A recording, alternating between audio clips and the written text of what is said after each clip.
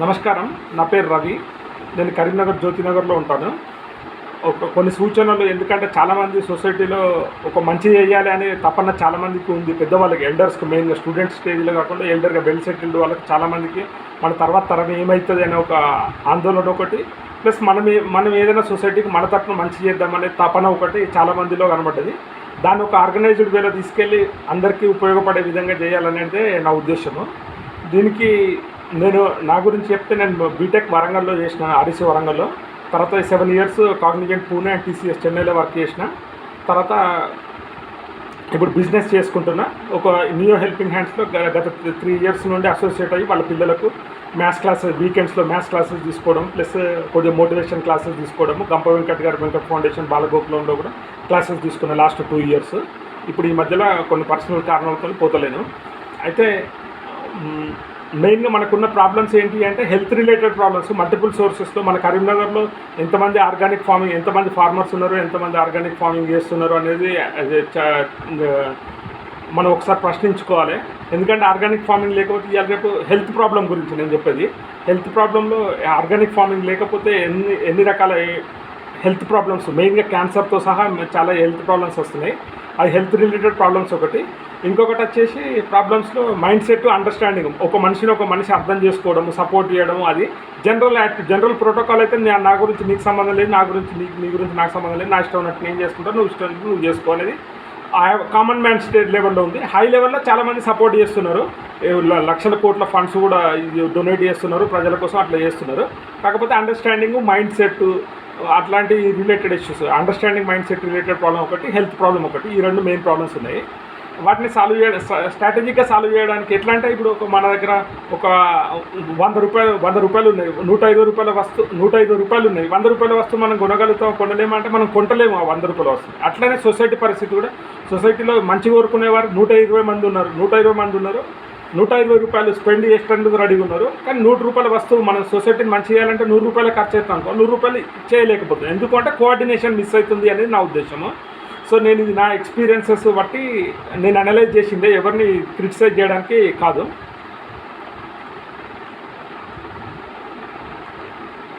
నా first suggestion వచ్చేసి, ఇప్పుడు స్టూడెంట్స్ కోసం హెల్ప్ అయినట్టు టీ హబ్ ఉంది. టీ హబ్ కరీంనగర్లో ఎంతమంది యూజ్ చేస్తుండ్రు అనేది మనం ఒకసారి అనలైజ్ చేసుకుంటే చాలా యూజ్ చేసుకుంటుండ్రు.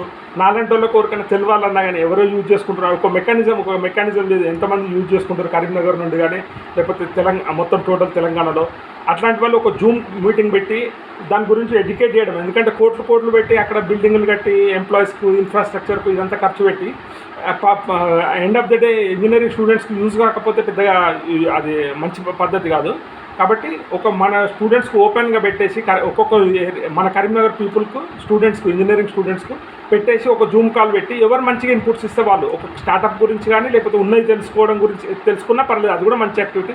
ఉన్నది తెలుసుకోవడం కానీ, లేకపోతే కొత్త యాక్టివిటీస్ చెప్పడం కానీ, ఇట్లా చేస్తే దానికి సంబంధించిన సపోర్ట్ ఇచ్చి వాళ్ళకు జూమ్ కాల్ పెట్టి దాన్ని ఫిల్టరింగ్ చేసి, ఎవరైతే నిజంగా ఇంట్రెస్ట్ ఉన్నదో వాళ్ళే, ఏదో టైంపాస్ కోసము కాకుండా జనాల టైం వేస్ట్ చేసి కాన్సెప్ట్ డైల్యూట్ చేయడం కాకుండా ఇంట్రెస్ట్ ఉన్న స్టూడెంట్స్ను ఎంకరేజ్ చేస్తే కొన్ని ప్రైజులు కూడా ఇవ్వడం, 10,000, 20,000 మంచి ప్రైజులు ఇవ్వడం. ఇది వాళ్ళు పెట్టుకునే ఇన్వెస్ట్మెంట్స్తో చేస్తే చాలా తక్కువ, కానీ ఇది కూడా చేస్తే బాగుంటుందని. మన ఆంధ్రప్రదేశ్లో రతన్ టాటా ఇన్నోవేషన్ హబ్ వాళ్ళు కూడా ఐఏఎస్ ఆఫీసర్, ఆమె లీడ్ చేసేది ఐఏఎస్ ఆఫీసర్ లేడీ. వాళ్ళు కూడా కొద్దిగా ముందుకొచ్చి జూమ్ కాల్స్ పెట్టాలి అనేది ఫస్ట్ ఒక సజెషన్. తర్వాత ఇంకొకటి ఏంటంటే, మనం ఎక్కువ వరకు పబ్లిక్ ఇండివిజువల్ లెవెల్లో చూస్తున్నాం, ఇండివిజువల్ లెవెల్లో ఫోకస్ చేస్తున్నాం, సిస్టమ్ లెవెల్లో, వ్యవస్థ లెవెల్లో ఫోకస్ చేయట్లేదు అనేది నా ఉద్దేశం. ఒక మనిషికి ఫీజు కట్టమంటే, ఒక స్టూడెంట్కు, మెరిట్ స్టూడెంట్కు ఫీజు కట్టమంటే కట్టడానికి ఉన్నది, కానీ అతన్ని మెంటర్ చేయాలి. హైదరాబాద్ మేనేజ్మెంట్ అసోసియేషన్ ఉంది, మేనేజ్మెంట్ టెక్నిక్స్ నేర్చుకోవడానికి. సాఫ్ట్వేర్ ఇంజనీర్స్ సంబంధించిన నాస్కామ్ అని ఉన్నది. ఇట్లా వాటిలో జాయిన్ అయితే ఏమవుతుందంటే వాళ్ళకు కొద్దిగా కెరీర్ గురించి ఓవరాల్ అవగాహన వస్తుంది. అట్లాంటి జాయిన్ కావడానికి కూడా మనం అవసరమైతే ఏమైనా రుసుము ఉన్నా కానీ, ఫీ ఉన్నా కానీ కట్టి అది చేయగలి. అది సిస్టమ్ లెవెల్ ఫిక్సింగ్ అవుతుంది ప్రాబ్లము.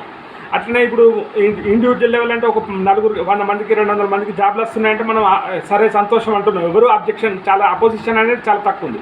కానీ అది ప్రకృతికి, మన ఎన్విరాన్మెంట్కి డ్యామేజ్ అవుతుంది అనేది కూడా చూసుకోవాలి. ఎన్విరాన్మెంట్కి డ్యామేజ్ అయితే తక్కువ దాన్ని రెసిస్ట్ చేసి ఎవరైనా రెసిస్ట్ చేస్తేనే మన వాళ్ళు ఆగుతున్నారు, రెసిస్ట్ చేయకపోతే దాన్ని కంటిన్యూ చేస్తున్నారు. ఇట్లాంటిది ఒకటి చూసుకోవాలి. అది కూడా వ్యవస్థ లేకుండా ఫిక్సింగ్. మనం 70% ఇండివిజువల్ 90% 95% ఇండివిజువల్ లెవెల్లోనే ఫిక్సింగ్కు సపోర్ట్ చేస్తున్నారు అనేది నా ఉద్దేశము. 70% ఇండివిజువల్ లెవెల్లో ఫిక్స్ చేస్తూ 90% ఎఫర్ట్స్ అని మన డబ్బులు పెట్టే డబ్బులు కానీ 70% ఇండివిజువల్ లెవెల్లో 30% సిస్టమ్ లెవెల్లో ఫిక్స్ చేయడానికి ఉపయోగించాలి అనేది నా సూచన. మంచి ethical health practice work environment కూడా ఉండాలి. ఈ మధ్యలో ఒకటి భావన అనే అమ్మాయి, భావన టెక్ మహీంద్రా అని కొడితే వస్తుంది, కొన్ని వందల వీడియోస్ వచ్చినాయి. ఎందుకు ఆమెను హింసించారు అక్కడ ఆఫీస్లో. మనం ఇక్కడ చదువుకొని ఇన్ని రోజులు చదువుకొని అక్కడ పోయి ఒక దగ్గర ఆఫీస్లో వాళ్ళు ఎట్లా చెప్తే అట్లా వినాలి, మన కామన్ సెన్స్ యూజ్ చేయొద్దు, వాళ్ళకి బేసిక్ హ్యూమానిటీ ఉండదు, ఇట్లాంటి చాలా అంశాల్లో భావన టెక్ మహీంద్రా కొడితే చాలా వస్తాయి. ఆమె ఫైట్ చేస్తుంది, స్ట్రగుల్ చేస్తుంది. అట్లాంటి ఆమెకు మనం సపోర్ట్ గవర్నమెంట్ తరఫున కానీ ఎక్కడి తరఫున కానీ సపోర్ట్ కావాలనేది ఒకటి సజెషను. ఇంకొకటి మన విక్రాంత్ సింగ్ ఠాకూర్ గారు లోకల్లో కరీంనగర్లో చాలా హైలైట్ అవుతున్నారు. అట్లాంటి సారు ఏంటంటే ఇండివిజువల్గానే సార్ ఒక సొంత ఆలోచనతోనే కానీ ఒక టీం వర్క్ లాగా చేయాలంటే రవికాంత్ కొంగర గారు ఉన్నారు, విజయవాడ బేస్డ్ డాక్టర్. ఆయన కూడా 1.63 మిలియన్ ఫాలోవర్స్ ఉన్నారు సార్కు, 16 lakhs మిలియన్ ఫాలోవర్స్. వీళ్ళిద్దరు కలిసి పనిచేస్తే ఏమవుతుందంటే సమాజానికి ఎక్కువ యూజ్ అవుతుంది. దాన్ని ఎట్లా చేయాలి అనేది మనం ఆలోచించాలి. జస్ట్ ప్రపోజల్ ఏంటంటే వాళ్ళిద్దరు కలిసి పనిచేయాలి. అట్లాంటి నోబుల్ కాజ్ కోసం పనిచేస్తున్న వాళ్ళు చాలా తక్కువ కాబట్టి అట్లాంటి వాళ్ళు ఆ 1% పీపులే యునైట్ అయితే చాలా ఇంపాక్ట్ క్రియేట్ చేయొచ్చు. దాన్ని అపోజ్ చేసేటోళ్ళు ఎవరు లేరు. వెనకట్టు ఉండే పొలిటికల్ అస్సలేదు, పొలిటికల్ సపోర్ట్ లేదని, కానీ ఇవాళ పొలిటికల్ సపోర్ట్ కూడా ఉన్నది. వాళ్ళు ఏదైనా చిన్న ఏదో వాళ్ళు తక్కువ తమ్మునికో అన్నకో ఏదైనా ప్రాబ్లం హెల్ప్ చేస్తే చేయొచ్చు. రాజకీయ నాయకులైనా కానీ బండి సంజయ్ అయినా రేవంత్ రెడ్డి అయినా నలుగురికి ఉపయోగం అంటే కంపల్సరీ హెల్ప్ చేస్తారు.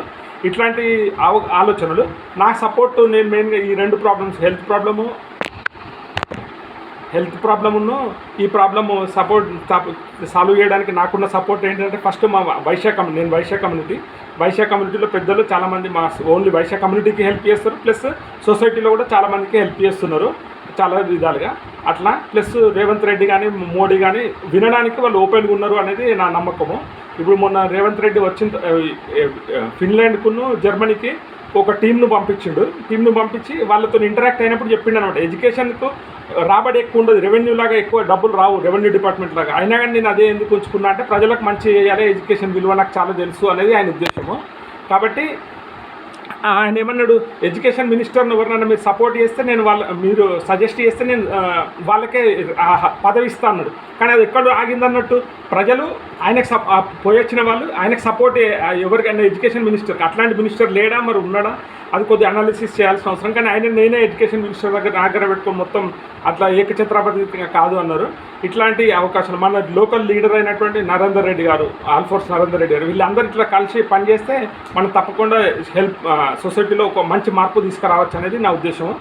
ప్రతి ఒక్కరు సహకరించగలరు. Thank you.